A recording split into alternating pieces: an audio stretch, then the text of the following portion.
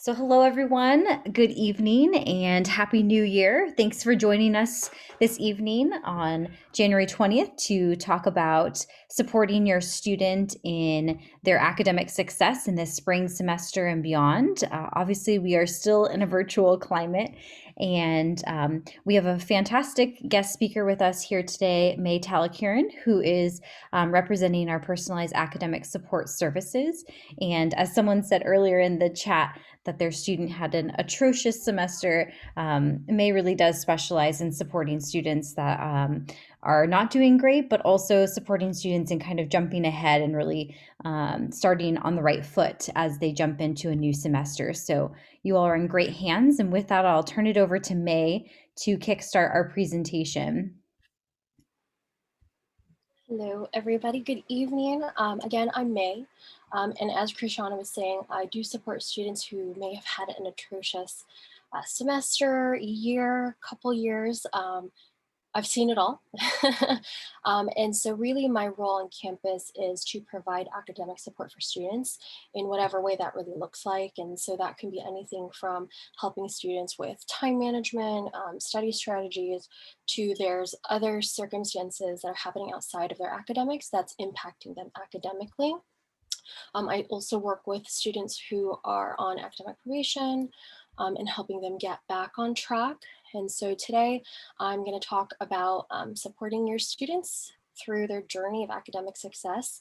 Please feel free to ask any questions at any point or stop me or have me go over something again. I can tend to talk fast sometimes, so I'm trying to remember to slow down a little bit, but please feel free to, if there's anything you'd like me to go back over to let me know. Would you mind just sharing quickly about academic probation in particular, Sure. like describing what that means and what that looks like? Somebody in particular shared their students' GPA and questioned why they might be on academic probation. So if you want to kind of give an overview of what academic probation is and looks like, that might be helpful. Yeah, and I'm actually going to talk a little bit about it Perfect. in one of the slides. So definitely I will cover that.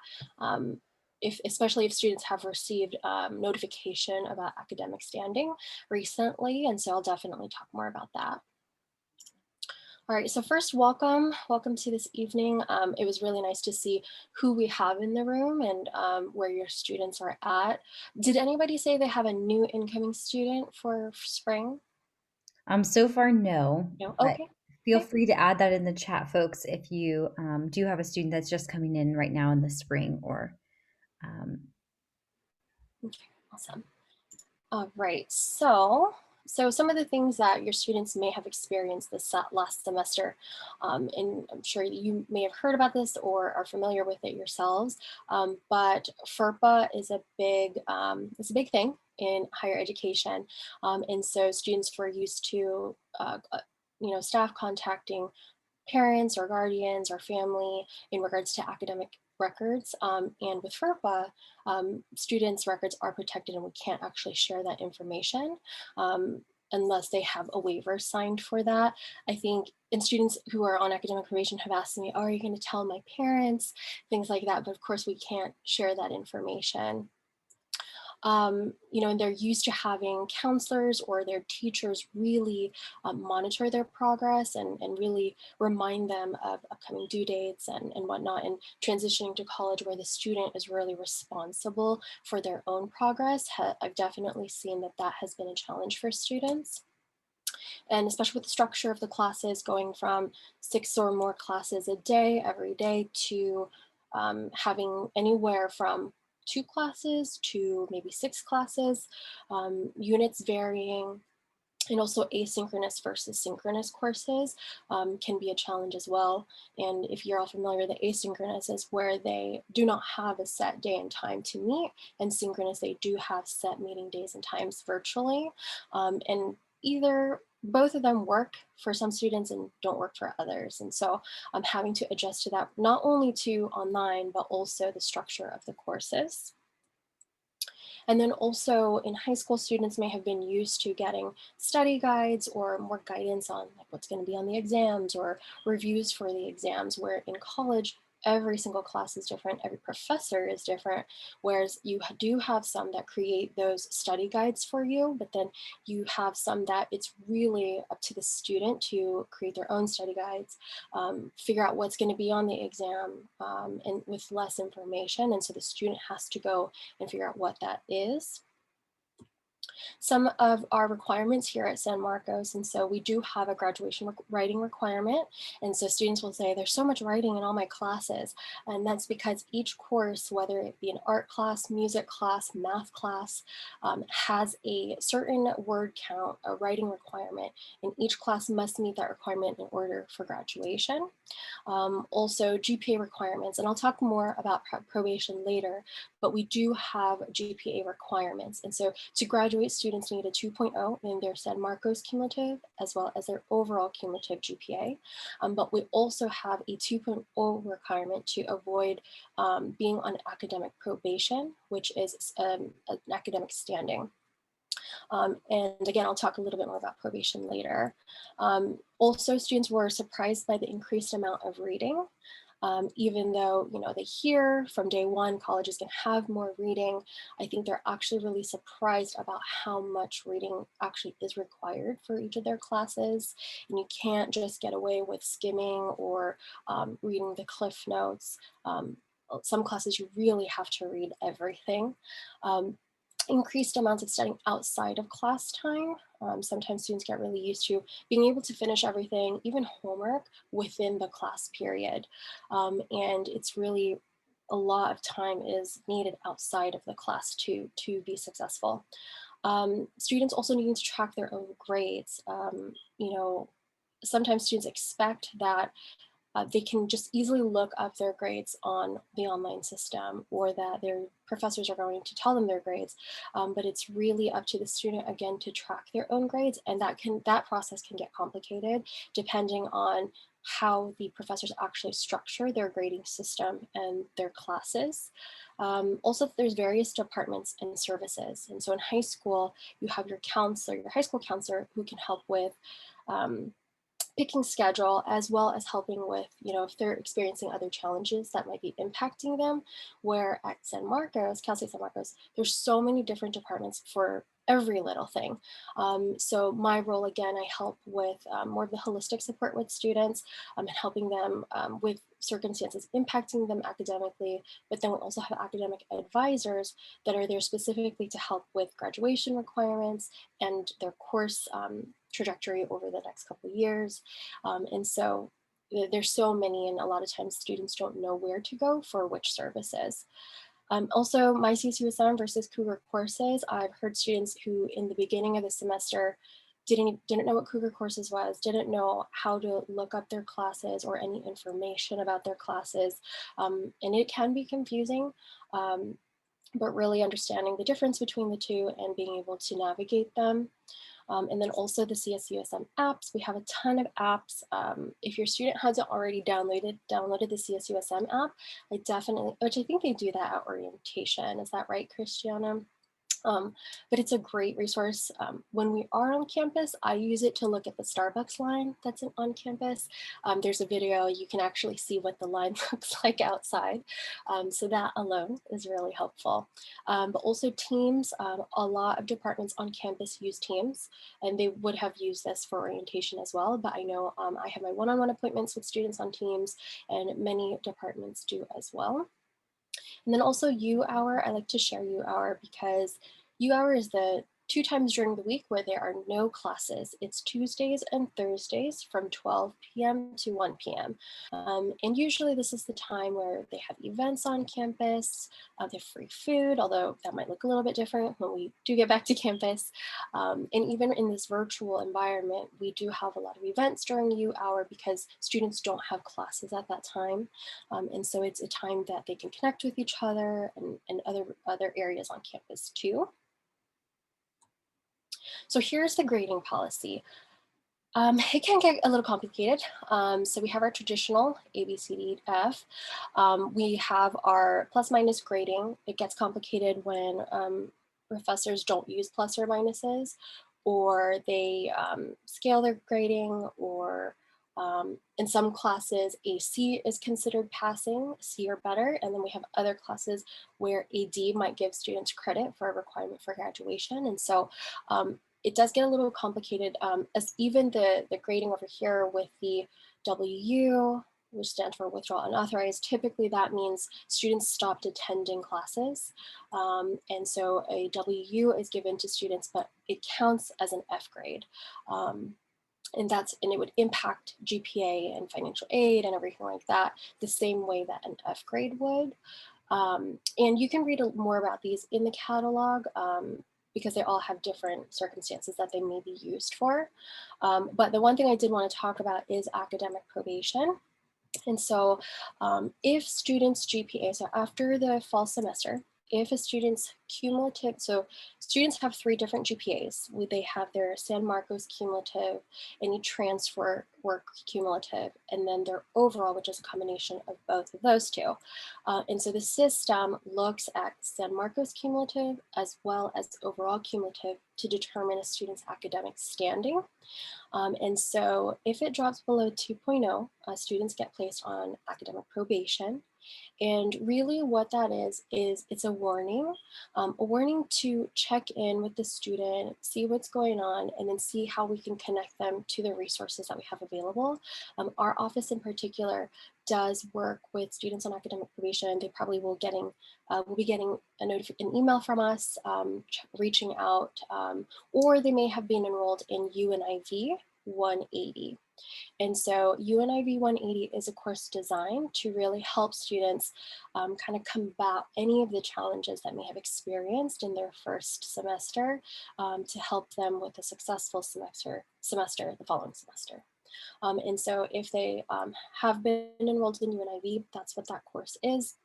If they're not in UNIV, then we will reach out to them to provide the same support to students.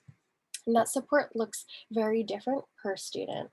I've had students that I meet with weekly. I've had students I meet with once a month. Really just depends on the student's situation and what kind of support they need to be successful.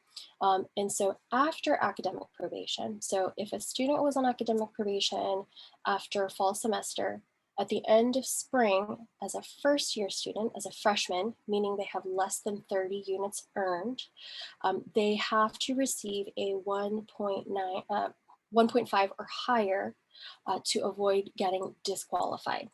Okay, so academic probation almost always comes before disqualification.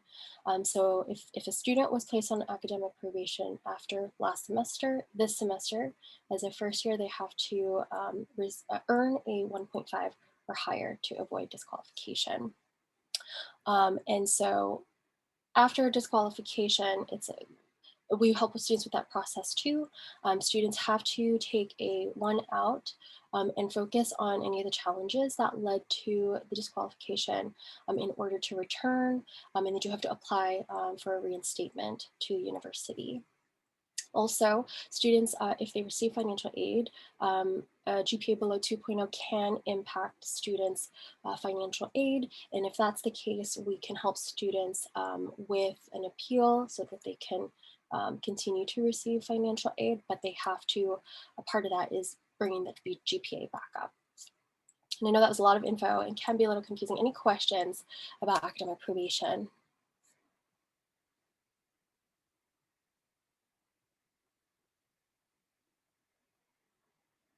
Okay, so I see a student receive the GPA of 2.85. So the question is the 2.85 term grade, meaning just that semester, or is it the cumulative San Marcos grade or cumulative overall with transfer units? They're responding to me in direct messages Oh, and okay. saying both Oh, because okay, the sorry. student is a freshman. Okay, and it was below 2.0? No, it was a 2.8. Oh, okay. So if overall cumulative San Marcos is above a 2.0, students should not be on academic probation. If you want, I'll leave my info and then you can have the student contact me and I could take a look at their record and then we'll see what's going on with that. Okay. So here are the top challenges that we have heard and students have expressed. Some of the challenges that have led to, having an atrocious semester or academic probation, or just struggling, having a really hard semester. And there's the academic side and the personal side. But one of the biggest things is not asking for help. I can't express how that is probably the biggest thing. Is not asking for help early, procrastinating, disorganization, lack of time management, lack of motivation. I know that especially these last couple semesters, I've seen this a lot lately, is that motivation has been a challenge. But we can support them on that. Unsure of major and career. I've seen students who are in a major that they were, either guided to be in that major or it's not really what they want to do, and so they don't feel motivated to do the work in the classes. Attendance is key. Some classes, if you miss 2 or 3 classes, you automatically fail the class no matter what. And so, but then you also have classes that don't take attendance, but if you don't come, you won't learn the info, right? And so, course load, students taking too much. I've seen 21 units on a student's caseload, and that's just a lot of classes. And I've seen in the virtual world, students will say, "Oh, well, I can take more classes because I'm at home," but not recognizing that the workload on that is going to be a lot. Not seeking out campus policies, timelines, and procedures. Again, there's so many different policies that we don't expect students to know. And so that's why we're here to help them with that. On the personal side, whether it be financial, personal relationship challenges, health, and not just physical health, mental health, stress impacting them, work versus school, not balancing, all of the responsibilities that they may have, and transitioning to college, whether that be from high school to college, in person to online, or community college to the 4-year university. It's definitely a transition, and that comes with some challenges. And then emergencies that come up, we can never control the emergencies. And so again, there's different policies and whatnot that could really help students, and especially in cases of emergencies. Here are some tips that we have for some students, and maybe you can help relay these messages to your students. But again, seeking out help right away. I can't stress this enough. They can talk to their professors. They can contact me directly. Again, I'll leave my email, but they definitely can reach out to me. But going to classes regularly, talking to their professors, not utilizing office hours. I think there is a part where students are um, feeling, what do you call it, nervous or hesitant or scared to talk to their professors, and so they're not using those office hours. Getting to know peers, again, can be a challenge right now, creating those relationships, but there are definitely ways to do that. Students can even ask the professor, "I'm wanting to start a study group, but I don't know how to get that started." The professors can help them get started with that. I think in Cougar courses, there's discussion boards, and some professors use different messaging platforms. And so there's different ways to do it. And so maybe encouraging your students to use some of those platforms. And getting to know the syllabi, this sometimes I hear students don't even look at their syllabus until we look at it together. And I can't stress enough how important looking at the all of their syllabi is, and early in the semester. Yes, it's pretty dense sometimes and it has a lot of information, but it's really, really helpful with the way professors grade, due dates, things like that. And sometimes students don't look at that. They rely just on Cougar courses or wait for their professors to give them deadlines. And unfortunately, their professors won't remind them, not all of them. And then checking campus emails regularly. All of us staff and faculty are going to reach out to the students via their Cougar email. And so really to just encourage them to check their emails and respond. I can't say enough how many times I've reached out to students who were referred to me and they don't respond or think they're in trouble, which they're not. We just really want to provide the support for them. Dropping courses on time. So as you know, the first 2 weeks of classes typically is the add drop period. And sometimes students think, oh, if I don't show up, the professor's going to drop me and so I don't have to worry about it, which is not always the case. And so I've seen students who thought they weren't enrolled in a class and they were, and then at the end of the semester received an F or a WU, which greatly impacts their GPA. And so dropping courses on time, seeking out tutoring, extra help. We do have a bunch of learning centers that I'll kind of go over later, but there is lots of support for students when it comes to course content, um, developing and improving self-management and study skills. Our office specifically, we offer academic success workshops. And so we do a workshop on just getting to know your syllabi. We do time management, note-taking, test-taking strategies. And I will show those later as well. But again, knowing important dates and deadlines, we actually have a website on our page that literally says important dates and deadlines. And so really important for our students to see those and be aware of them. And then taking advantage of the campus resources. A lot of students will tell me, oh, I didn't even know these resources were here. And so we really want to connect them to those resources. And even though we are virtual, they are still available. The Writing Center, STEM Center, they are still doing tutoring online. And work-life school balance. And I've seen the scale weigh so much on one end that there's really no balance, whether that be working too much, socializing too much, although it's not as big right now, but really not having that balance in their lives. So here are some of the resources that I talked about. And so learning centers, again, we do have the Writing Center. These are all free tutoring services. We have the STEM Center, we have the Academic Success Center, we have PARL for psych classes and majors. Again, there's so many of those resources. And thanks, Krishana, for posting that. And if you want me to click on some of these things, please let me know and I can go through them. But we also have student health and counseling. Students, especially last semester, there was no wait list. In the past, we've had, especially for counseling, we've had long wait lists where students couldn't get in. But last semester, we had, I don't think really there was any wait list. And students just not taking advantage of the resources.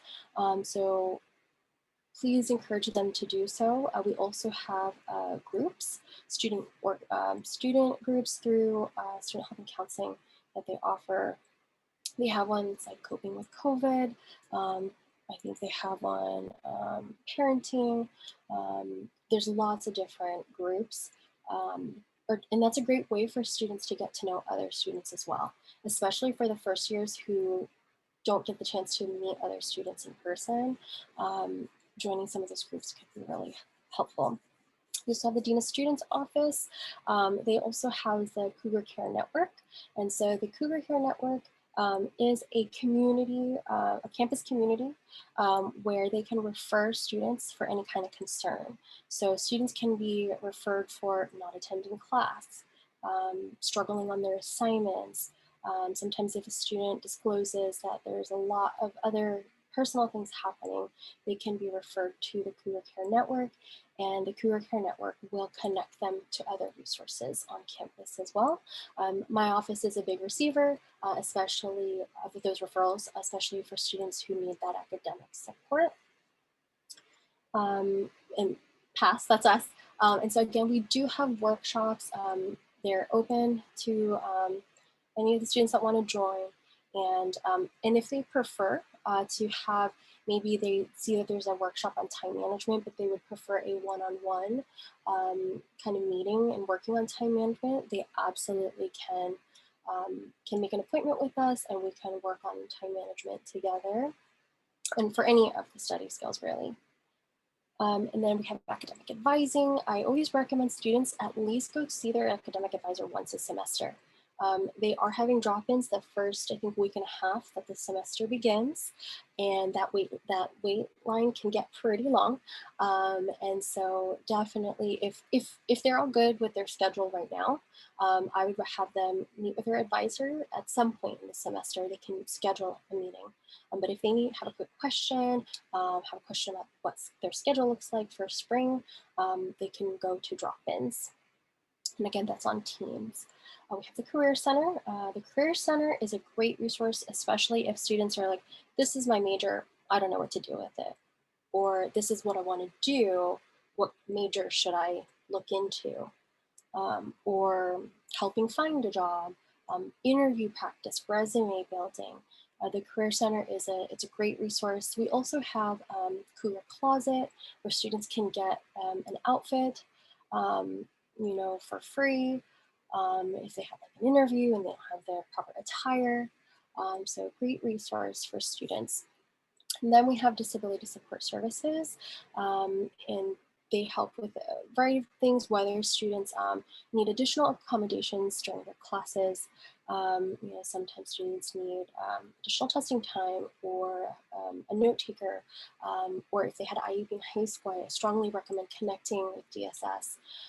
Or sometimes if a student injures, they break their arm and they need somebody to write or take notes or any other kind of support, DSS can help accommodate those resources.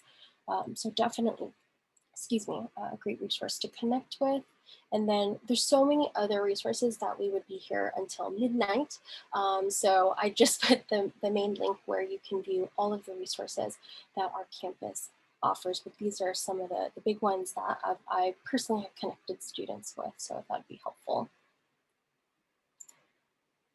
And then getting involved on campus, I know that I've personally heard from students that this is one of the things that really impacted them this semester, is not being able to talk with other students, connect with other students, meet anybody. And there's still ways to get involved online. They have group meetings online. There's clubs that they can join.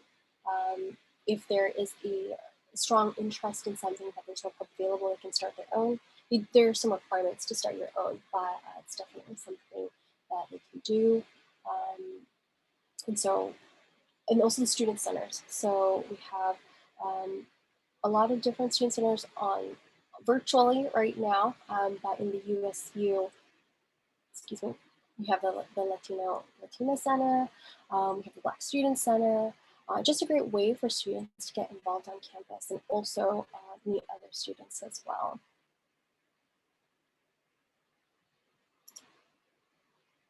And then here's the link to the course catalog.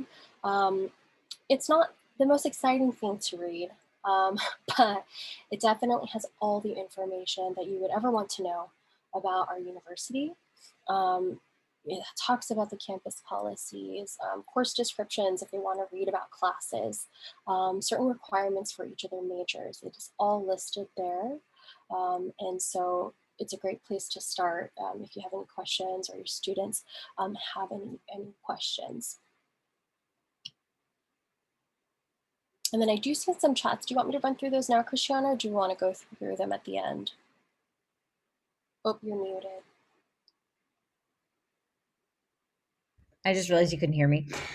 I'm sorry. I have a few private ones in between Oh, and trying to get no people worries. checked in, so I've missed a couple of them. But yeah, feel free to scan through them. I Okay. know after I sent several of the resource links here, it looks like some folks had some questions about getting connected. I think there was one earlier too.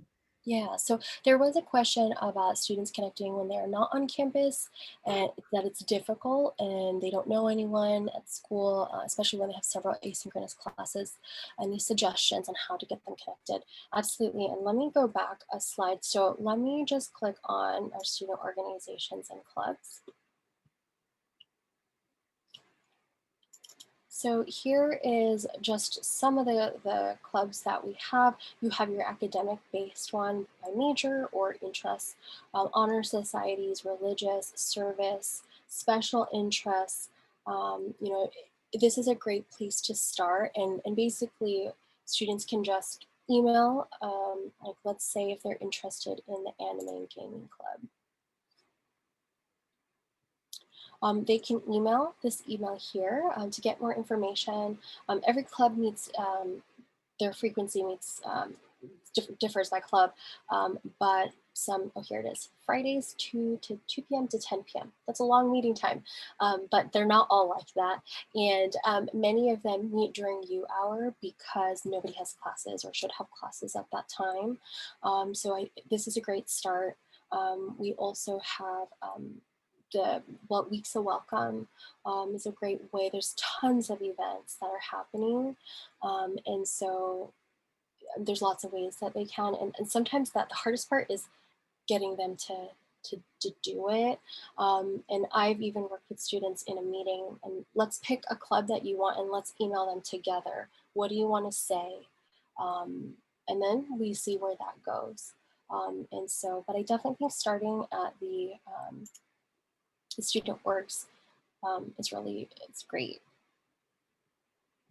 Yeah, and I'll put those links for this page and for our spring welcome week in the chat in just a moment. But I found the question that was higher up that I had missed. Oh, okay. It was, I think, a point of clarification on something that you had said earlier about the amount of classes a student misses, and then it's an automatic fail. Mm. So their question is 3 classes missed, automatic fail, like questioning that. I think that maybe something you had said earlier was mixed Yeah. together with So different things, kind of a deal.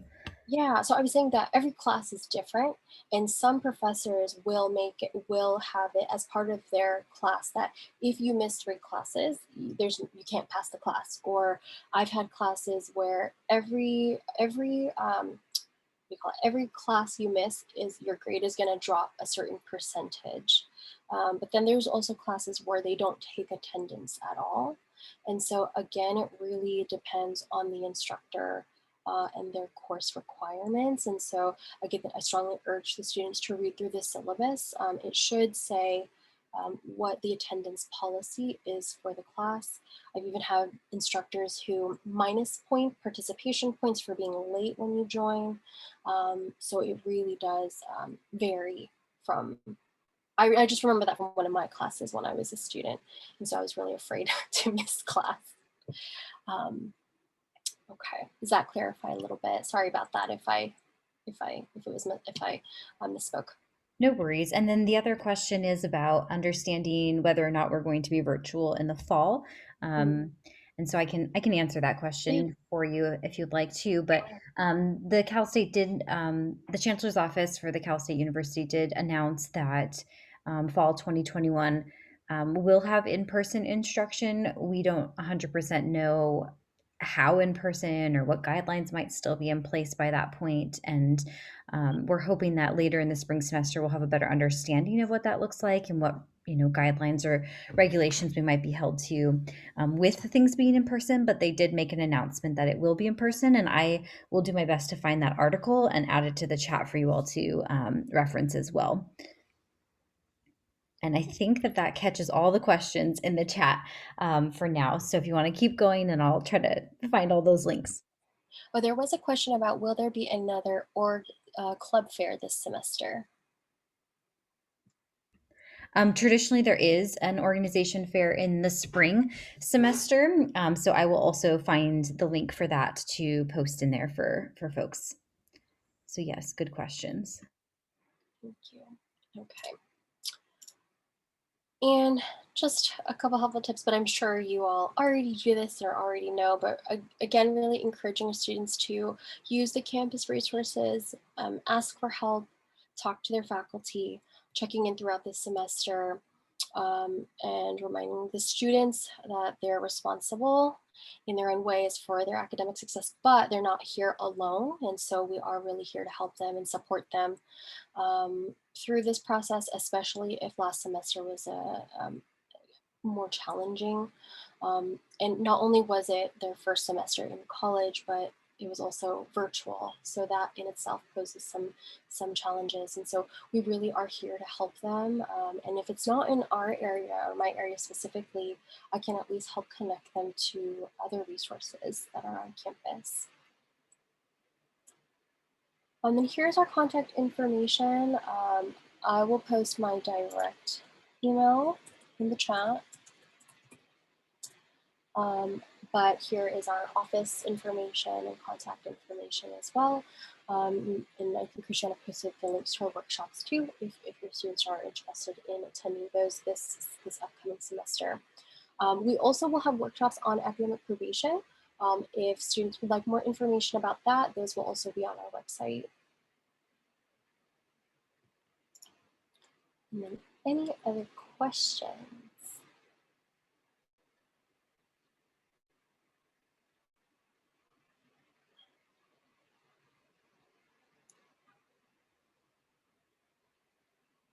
And feel free to unmute, or you could post questions in the chat. I am not seeing any questions so far in the chat, but how do they do the U hour? There's a question in the chat, if you can clarify that. Yeah, so U hour is actually, it's really just a time where there are no classes set, but they often have events or workshops or things during U hour, as we call it.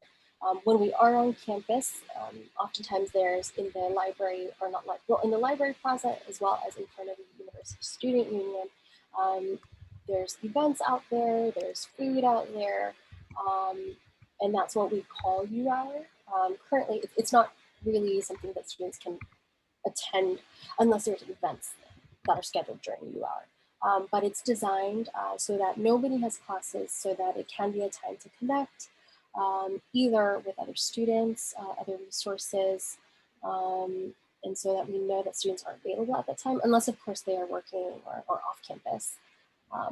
But that's what I meant by U hour.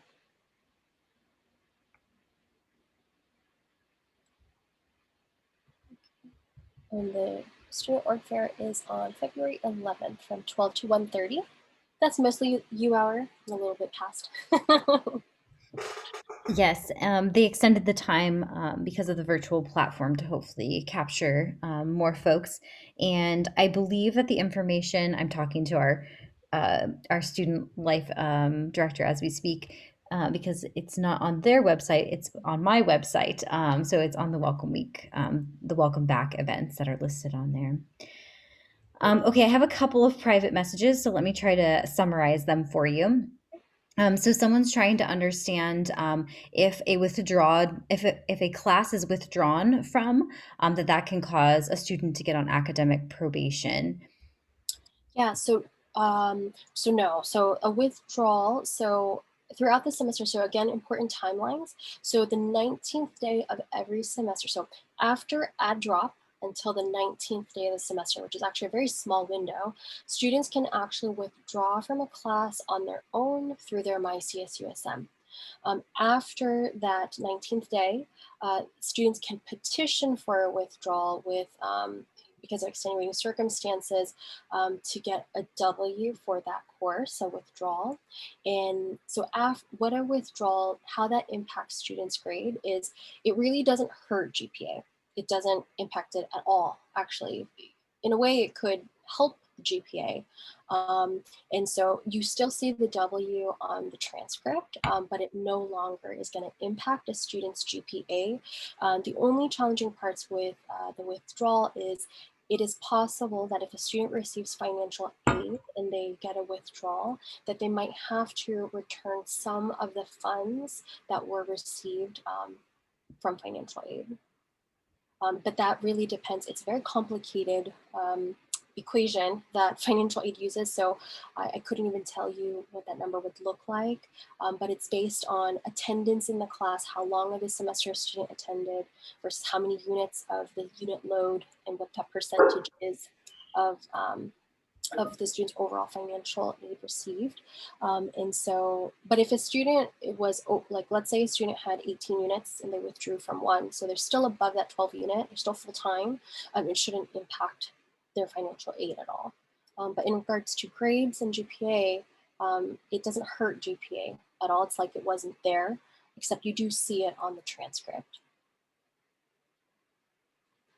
Okay, it sounds like that helped clarify. And then I have another message connecting back, which I think is more of a general feedback in general.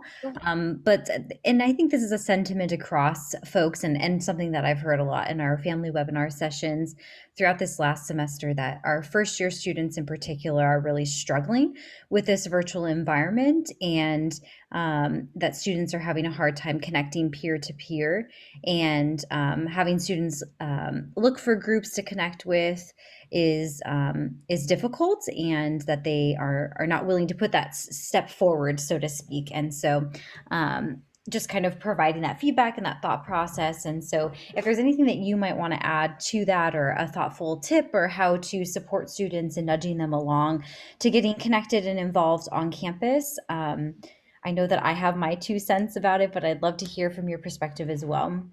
Yeah, I think that especially for the students that are more shy or nervous to reach out or just join a group, even if it's virtual, even if you don't have to turn your video on, it still can be a really uncomfortable and scary thing. And so for me, I just really try to work with that student on the individual level and really, help them with that initial step of reaching out to a group. We also have a peer mentor in our office. That's also might be a less intimidating way to start. And whether it's a student that wants to come and just check in and talk about the semester with one of our peer mentors, if it feels a little different because they work for our office, that might help. And the peer mentor can also help connect them with the other resources on campus. Um, but yeah, I know I definitely hear that. I hear it. I feel it and I hear it, that it has been a really challenging semester for, and not just first years, but all of our students. And so we're really trying to help them work through it and connect to the resources. Um, Yeah, absolutely. And I shared with the person who provided that feedback directly privately, but I also would just share aloud that if your student wants to reach out to me, I respond quickly through Microsoft Teams, which is a platform, as May described. Our students have access to all of the different campus resources and connecting with students. I would be happy to connect them with some continuing students throughout the summer, and if they came in during the spring, they connected and met with an orientation team leader. And that's an area of which I oversee. And those are student leaders on campus that, even as a student leader, have shared their own challenges in connecting in this virtual environment and kind of progressing forward in their leadership development. But I think that just having that platform of them already being engaged and involved in something might be a good peer to get connected with, and kind of help them find their niche and find an area of which they're connecting with. There are, as May described, some student organizations that are very involved and connected, even in this virtual platform. So I'd really encourage you to nudge your student along. And if they want a person to help and support them, or hold their hand, so to speak, through that process, I am more than happy to be that person for them, and have had that opportunity throughout this semester a handful of times, of families from the webinars here, or families from, or students, excuse me, from a class that I teach in the fall semester, that have taken me up on that to get themselves connected, and kind of have somebody personally guide them to what they could get connected with, because it is challenging when there's all of these opportunities and you're like, I just don't feel comfortable putting that first step forward. So please encourage your student to reach out to me. They can send me a direct message on Teams, and I'd be more than happy to get them connected either with a peer, or connect with them myself, or a combination of the two. So I recognize that that's a challenge, and I can't change the virtual environment, and I can't fix this pandemic, but I can support them in getting some guidance and some connective pieces to getting involved and connected in areas that might interest them. And as we start rolling out what next fall will look like, and trying to be some variation of in person, we will also provide information to families through our family e-newsletter, and obviously to students as well, and what that potentially can look like. So keep an eye out for that, and we'll keep you as informed as we know information as it rolls out as well. Nancy, you look like you raised your hand. If you have something you wanted to add in, feel free to unmute yourself and share your question. I have a question because we lost a little bit of footing here with fall semester. Samantha's going to be taking some classes at the JC here in Las Vegas in the summer. And where are the articulation forms? Who does she has to turn those into? I don't want them to count as electives. I would rather they count class for class. So where can I get that info? Because I've looked and I'm not coming up. I don't have a clear definition as to where we need to go for all that. Yeah, we have a website that we use with our community colleges called assist.org. And so if you select the only thing is I don't know if that's specific to California, but your student can do is connect with her academic advisor, and they should be able to help because it's a little bit more complicated from my understanding. That process, they have to make sure that they have to look through the curriculum and all that. And so I would have her connect with their academic advisor. What's her major? We did that criminal justice. Okay. We did that for a couple of classes she had taken that were dual credit for high school, that were community college credits here. And it was quite a process. They just kind of at first just granted her 6 credits of electives. And my point was, well, hold on a second. If we can make it to count for an actual class, not just an elective. So we were then told we had to submit, which we did, the syllabi and all that to the department head of what we thought would be the equivalence. But I didn't know if maybe there was some confusion there because it was dual credit or what the actual process is, regularly. It was, and let me tell you what, I did have to contact the dean's office for direction because we weren't getting any from the advisor. Yeah, that sounds like the normal process for out of state articulation because it's just not as familiar to our campus. One of the things that I would just throw out there for consideration is that a lot of our community colleges are remaining virtual for their summer sessions. That maybe she takes some community college courses at one of our local California community colleges because assist.org is a direct articulation and she can easily see, I don't know exactly, but math 100 equals math 101 kind of a deal to be able to get like the exact course equivalent. Because more than likely, I don't know what Nevada is looking like as far as regulations, but from a California standpoint, even in the summer in general, a lot of courses are offered online, even pre-COVID. So it might be something to consider in taking in California, and that way you can avoid all of the headaches because that articulation process, that sounds absolutely accurate. The going to the department chair and getting that approved first and foremost, and having to pull together the entire package of documents to prove what that course actually is absolutely the process. So I'm glad that the dean that you had some support with the dean's office, but that is a very normal process for out of state articulation, and therefore I would encourage you to avoid it and try to figure out some virtual options with our local community colleges or any California community college for that matter. Mhm. Yeah, and from that, when they take them through the community college, it is all they have to do is submit the transcript from the community college. And I saw that somebody else had also done that. One thing I also wanted to mention is that if a student needs to retake a class, we have what's called grade forgiveness. And so if a student, for example, felt GEL 101 this past fall, if they retake it in the spring, they get grade forgiveness. And so what that means is it completely replaces the grade and the units that they received the first semester. You will still see that initial grade on the transcript, but it's no longer going to impact GPA. However, grade forgiveness is limited. So students can only retake 28 units total throughout their whole academic career. 16 of those units count as grade forgiveness. And then once those 16 units are used up, then it switches to grade averaging, and then students get another 12 units of grade averaging. In addition to that, a class can only be repeated, the same exact class can only be repeated twice. And so taking it a total of 3 times. And so I always mention that because if a student wanted to improve their GPA, and if they retake the course, then it's a great way to improve GPA. But again, it is limited. So sometimes if it's a class that it's the only class offered to get credit, I say definitely retake it. But let's say a student was like, I absolutely hated that topic and content and course, and I want to take a different class for that credit, then they can do that, but then they don't get the grade forgiveness. So you can just have to weigh out the pros and cons of that. Or if a student said, I didn't like the writing class here and I want to retake that at a community college, or want to take that at a community college to meet that credit for graduation. They don't get grade forgiveness, but they do get the credit for graduation.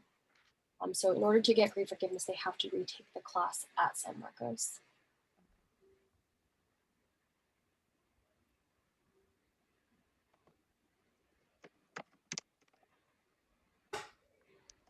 Okay, and I put the website on there for a point of reference from the registrar's office for course repeats.